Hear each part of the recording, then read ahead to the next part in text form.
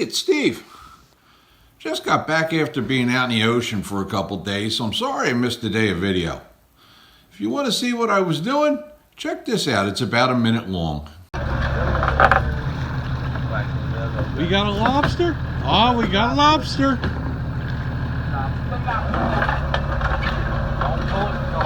Oh, I'm sorry. Okay. Let's see him, Gus.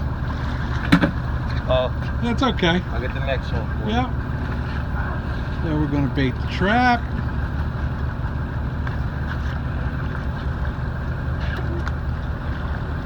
And bring it over and stack it up right next to the other two. Hang on. Oh. All right.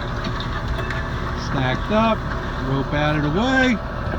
Next trap comes up. Let's see what we got. Here we go. Down. Oh! Oh, we got a couple. Oh, we got two. Two hot. What? We got all of them hot. Okay, hold it, but don't tow it. Now you're ready. Okay, that makes sense. Let me see them two. Reach in, grab one, grab two.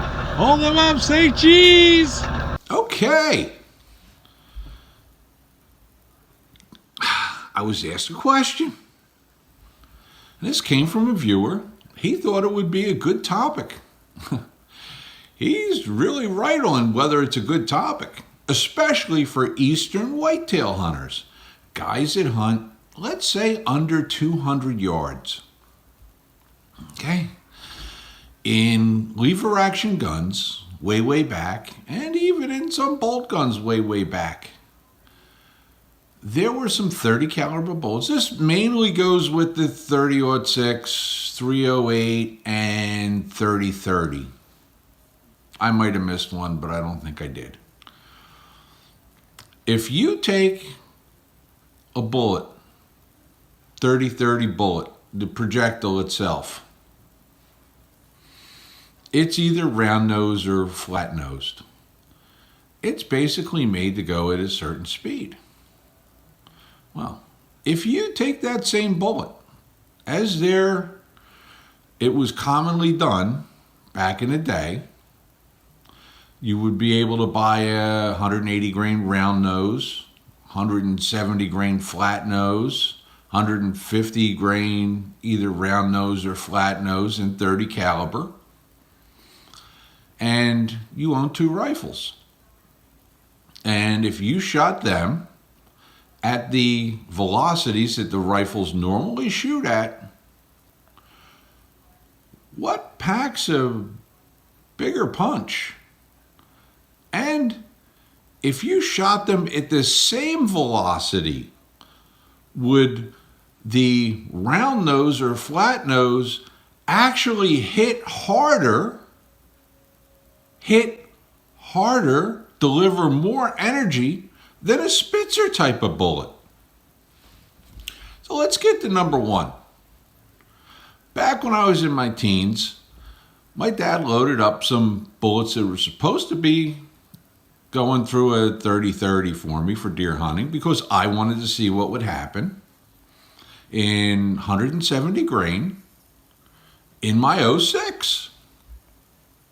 Well, they shot pretty decent. And since we were hunting the woods of northeast Pennsylvania, I wasn't shooting much beyond 100 yards. I mean, 100 yards would be a long shot back in that day. So it wasn't like I was going to lose anything at long range because I wasn't shooting long range. Deer walks up, bang. Deer runs a few yards, falls right over. Walk up to the deer.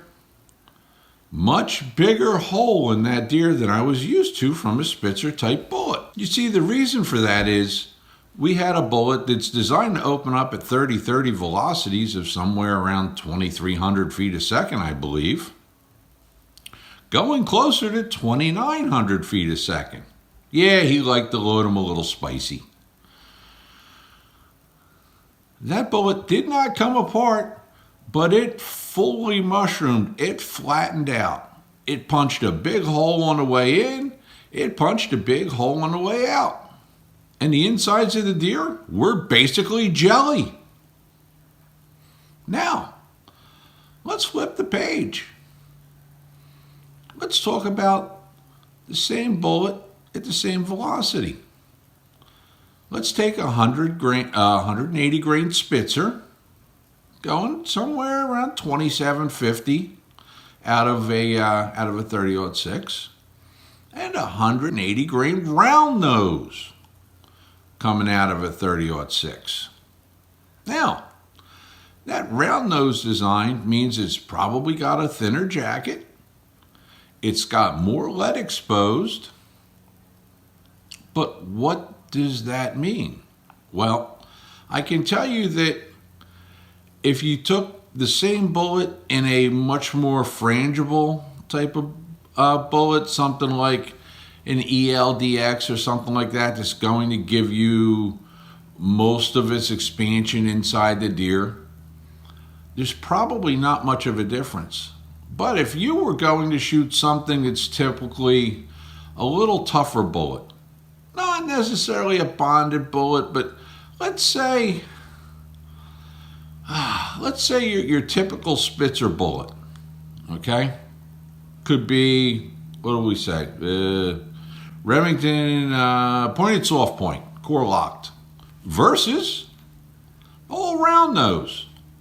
Well, we know that Remington bullet is a little bit tougher, since that's basically the same bullet for most of the game on Earth, versus this round nose with a lot of lead exposed. Bullets are going at basically the same velocity since it's shorter ranges.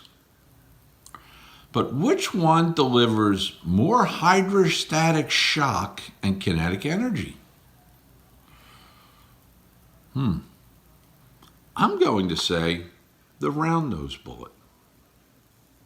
The round nose bullet with more exposed lead and a little bit thinner jacket up top should expand quicker, deliver more kinetic energy in the way of hydrostatic shock to the deer, and expand fuller than the regular 180 grain Spitzer.